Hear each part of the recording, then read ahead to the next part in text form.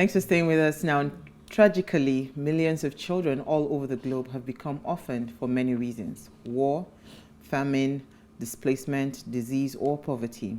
To make sure that they are not forgotten, once a year there is a special day dedicated just to them, World Orphans Day, which falls on the second Monday of each November. This special day has been put in place in order to draw attention to the plight of the world's orphan. And so on this day, people are encouraged to actively participate in helping raise awareness, support, and funding for the motherless and fatherless children worldwide. Somber. Very, very. It's an interesting day. Yes. I would say I'm an orphan. I don't have a father. I don't have a mother. So I would categorically say today is one of my days. We are celebrating people like us.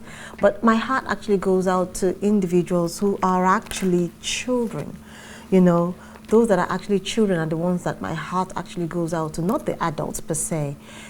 There you find out that, you know, we have children who are as young as 5, 3, 2, 1, not getting to know or meet their parents or have that bond with their parents. And the pains that the children actually go through as they grow up, from the society, from those who are supposed to protect them, you know, is also something that we should also take into cognizance.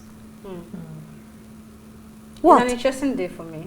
I mean, like you said, I mean, I can It's say our I'm an day. orphan as well, right? Yes. But I don't like that segregation. I mean, this is not me saying I don't understand the plight of those who, let's use the word, have it worse, right? Yes. But I mean, I lost my mom when I was 18.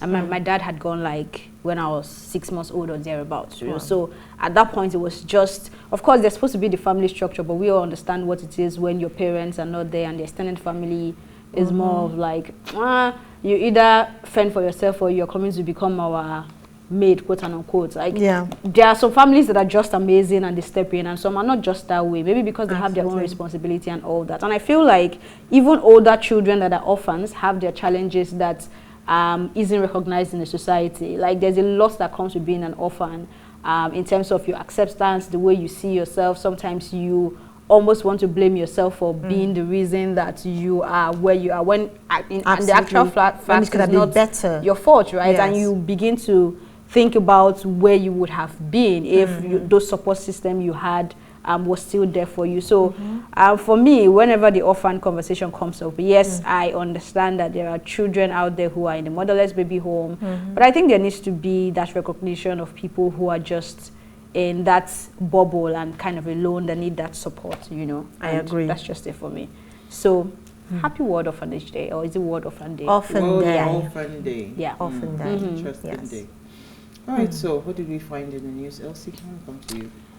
Okay, so this is good, which is why I'm taking it. Google.org awards $25 million to organizations creating economic opportunities for young girls.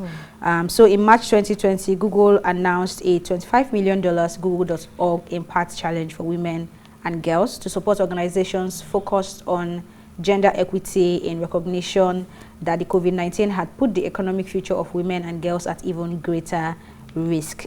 So they had thousands of submissions from different parts of the world. Google partnered with a women-led panel of experts, including leaders from across the world, to select these people. And at the end of it all, I'm glad to announce that at least 2 organizations from Nigeria actually got in to get part of that fund. And one is Impact Her.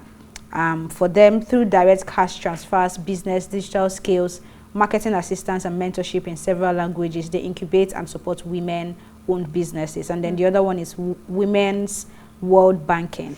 So kudos to both. I mean, there are a lot from Rwanda, South Africa, South Korea, Spain.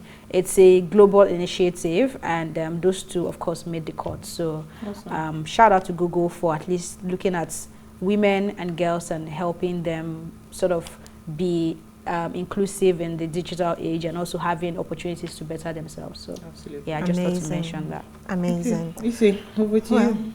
It's not. We're not talking about technology in this case. We're talking about Nigeria, and you know the drama that comes with the terrain in Nigeria. Now we all know that the former, what's his name now? The former what's it called? The former defunct chairman of the former chairman of the defunct pension reform tax team, Abdulrasheed Maina, was convicted today, and this is quite hilarious actually, because before you hunt a criminal down, before you get someone or convict someone, EFCC is the one in charge, correct? But in this case, EFCC and the National Correctional Service, they are now the ones actually fighting over getting custody of the former task force chairman. So it is so hilarious, because why would EFCC and the NCO, why would they be having that tussle between having him in their custody? Is it because they like him so much, or they want him to be with them? I like you so much. Yes, they should. You know, it's amazing. It's not amazing. It's hilarious actually for them to have that tussle between both of them. So they want to ensure that he serves his term completely. the justice that actually sentenced him today and stated that he should be handed over to the National Correctional Service. Basically. Well, that's where it's supposed to go to now. We think was not EFCC and the EFCC has done their job. They should let him go. You let the people to. But you know, EFCC fights corruption. They probably have sensed that there could be a bit of corrupt practices in ensuring that he serves his term. So they're trying to ensure that he you know. Yeah, I've heard you. All right, so mine is just a quick one. As you all know, that the UN Climate Change Conference is happening in the UK, and I really enjoyed listening to former President of the United States, Barack Obama, and I actually picked out this part because of what we're talking about today, taking responsibility, and we're talking to ourselves as young people. So if they can just play this short clip for me. The message to young people begins with acknowledging you are right to be frustrated. Folks in my generation have not done enough to deal with a potentially cataclysmic problem that you now stand to inherit.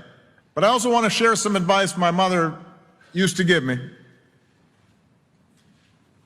You know, if I was feeling anxious or angry or depressed or scared,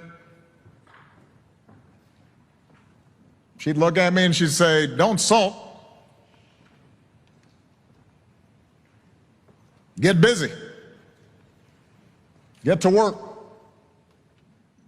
And change what needs to be changed." So because we're taking responsibility today, that's why I actually pulled out this part of the video. You know, because he says that, he was saying that, you know, in climate change right now, as young people, we are bombarded with all the consequences. People are going left, right, and center. If we do not do something about climate change and all of that, a lot of things is going to happen. So as young people, we're all bombarded by that.